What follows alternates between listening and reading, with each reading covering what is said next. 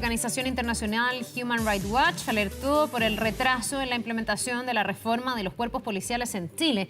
En su informe anual también llamó a seguir avanzando en desafíos como los derechos de los migrantes, de las niñas y niños, de los pueblos indígenas y de las personas LGBTI. Vamos a hablar de este informe. Nos acompaña para esto Tamara Tarasiuk, directora en funciones para Américas de Human Rights Watch. Muchísimas gracias, Tamara, por estar con nosotros y bienvenida.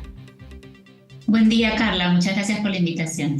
A ver, esto es como una especie de balance, me imagino yo, que hacen ustedes para cerrar el 2022. Me gustaría primero saber si ustedes esto lo hacen todos los años, si tienen forma de ir haciendo seguimiento, para partir con el tema de las policías, porque esto obviamente ha ido teniendo una evolución, con un pic tal vez, con un clímax para el estallido social, toda la discusión y la lupa que se puso sobre, por ejemplo, Carabineros, y luego lo que ha pasado en el tiempo. A ver si me puedes contar un poquitito cómo hacen este informe. Te cuento, nosotros tenemos anualmente lo que llamamos nuestro informe mundial. Es un informe que cubre más de 100 países y es una fotografía de la situación de derechos humanos del último año, poniéndolo en contexto global. De América Latina tenemos capítulos sobre 15 países, uno de ellos es Chile. En Chile en particular hicimos trabajo de investigación más profunda sobre el estallido después de octubre del 2019 y le hemos dado el seguimiento al tema de Carabineros, pero es una fotografía de cómo vemos los principales temas de derechos humanos y desafíos en los países que cubrimos en este informe.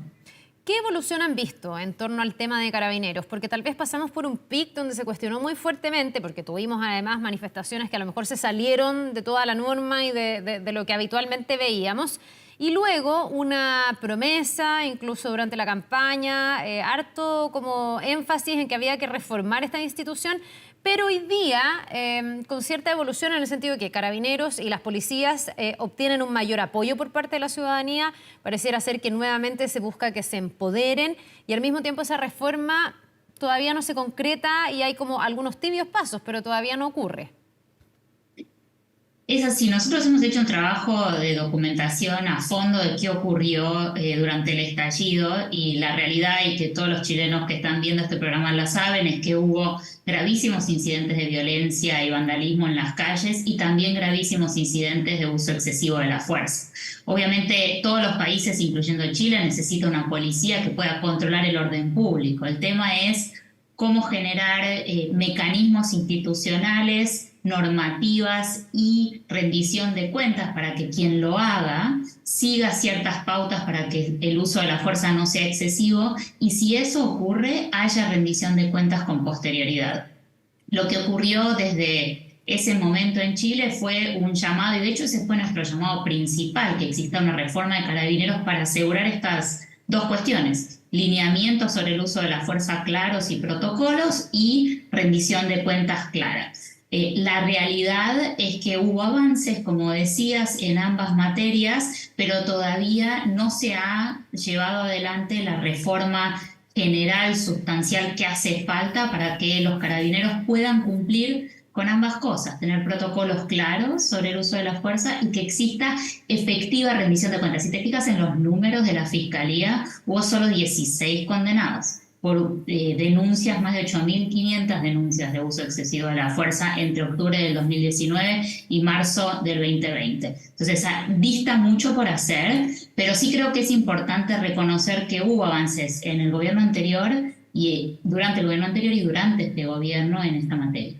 Sí, yo entiendo que además Carabineros, a raíz de lo que pasó con el estallido, hizo un análisis de sus protocolos y se han tratado de establecer otro tipo de protocolos durante las manifestaciones que han sido bastante más escasas. También te quería preguntar hasta qué punto todo esto que ocurrió fue una coyuntura, pero después de pasada la coyuntura, hoy día en lo que podríamos llamar, no quiero pecar de ingenua, digamos, pero la normalidad, y lo digo así porque uno nunca sabe en el fondo, en esta normalidad, ¿qué es lo que ustedes ven que todavía es necesario que Carabineros haga? ¿Qué cosas hoy día se pudieran estar vulnerando o podrían estar con un déficit dentro de la institución?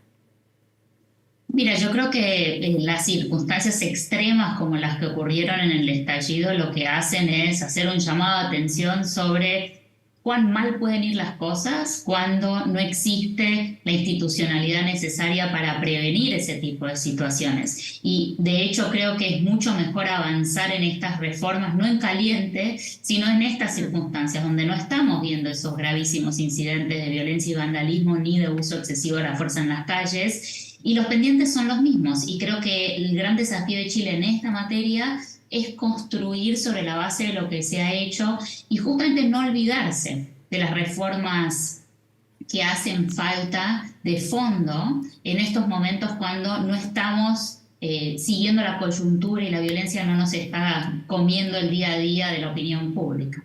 Ahora, ¿qué falta por reformar? Más allá de esta revisión de los protocolos, por ejemplo, que señalábamos son para momentos álgidos de manifestaciones, pero además en el día a día, en esta cotidianeidad o esta normalidad, ¿qué es lo que se debiese cambiar de una institución como esta?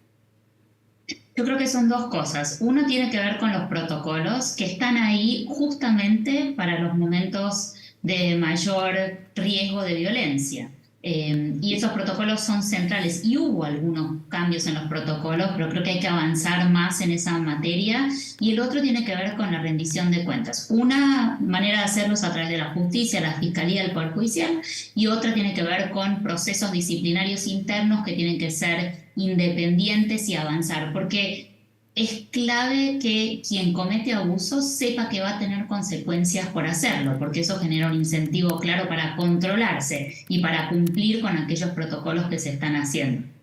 Igualmente creo que este es como uno de los temas más importantes que resaltamos en el informe, pero creo que, como mencionabas al principio, hay otros temas de agenda en materia de derechos humanos que son importantes en Chile, que también deberían estar en la agenda, como por ejemplo acceder, lograr conseguir que las mujeres y niñas tengan acceso en la práctica al aborto en las 3 causales en las cuales es legal por ley, lograr protección de los derechos de los migrantes, que es un enorme desafío, y un punto que resaltamos de manera muy positiva en el informe tiene que ver con la política exterior de Chile.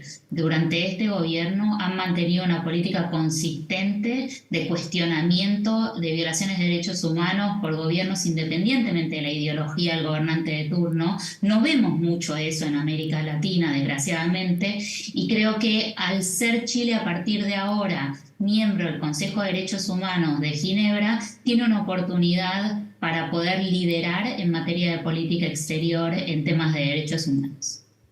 Ya, esto me parece importante, este último punto, pero quería volver al tema del aborto en las 3 causales, porque tú decías garantizarlo en la práctica. ¿Hoy día no se garantiza en la práctica?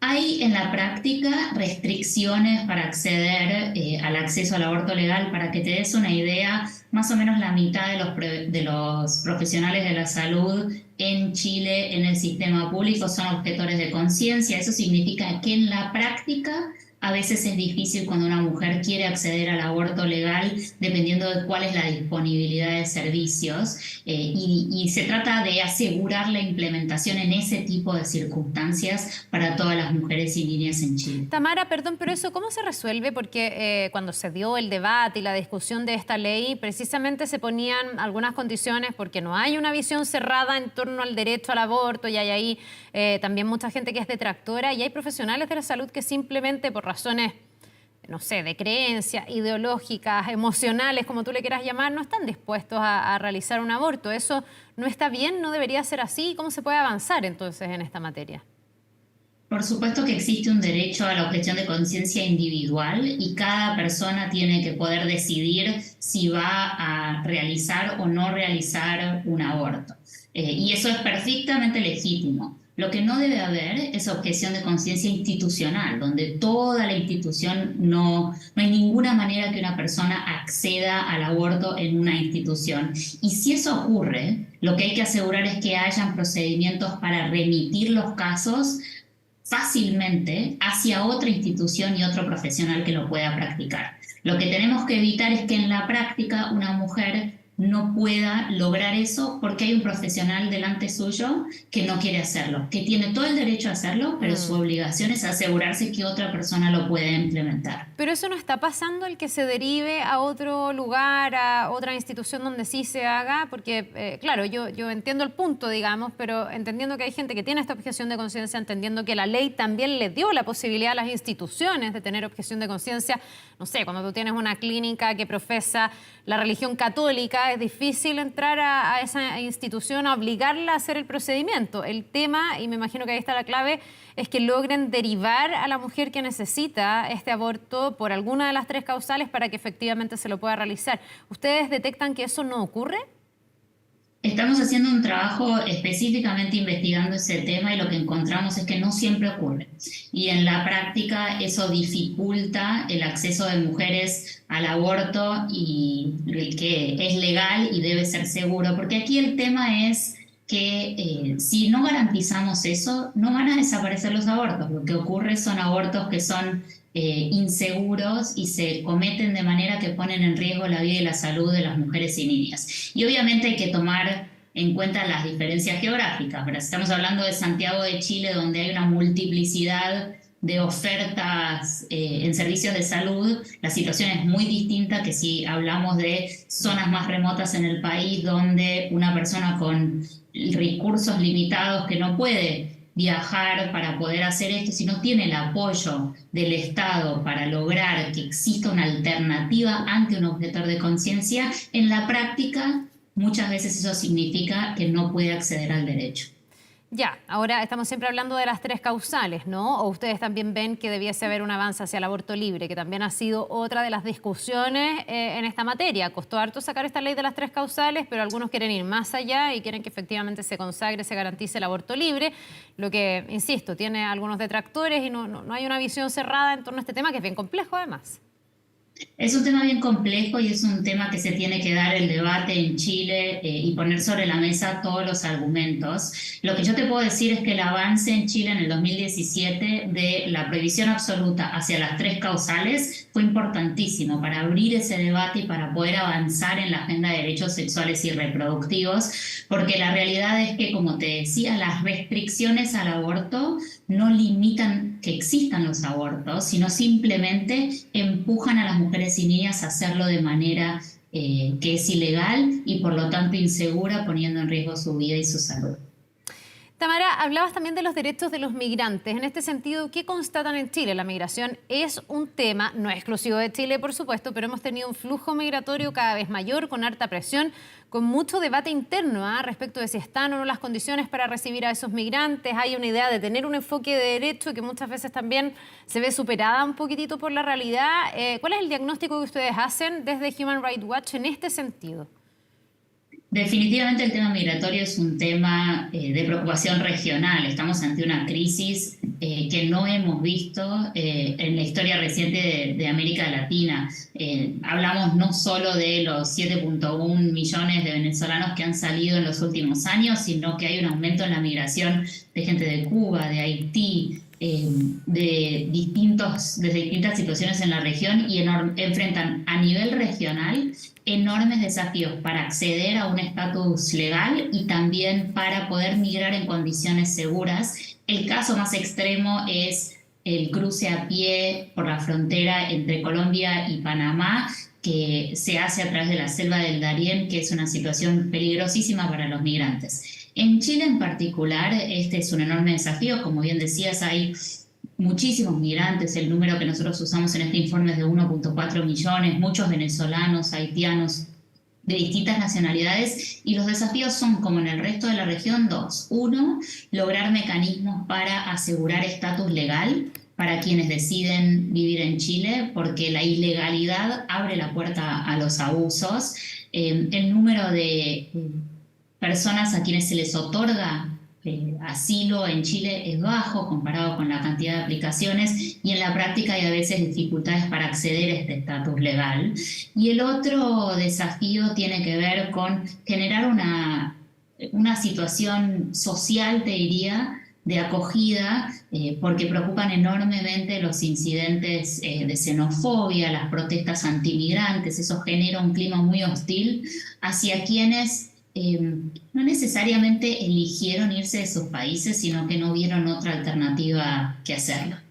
Bien, pues Tamara Tarasiuk, directora en funciones para Américas de Human Rights Watch, muchas gracias por esta entrevista, por este diagnóstico también, y vamos a ver cómo Chile sigue avanzando en distintas materias que son de preocupación también de este organismo. Que le vaya muy bien, que tenga muy buen día. Buen día, Carla. Muchas gracias a ustedes.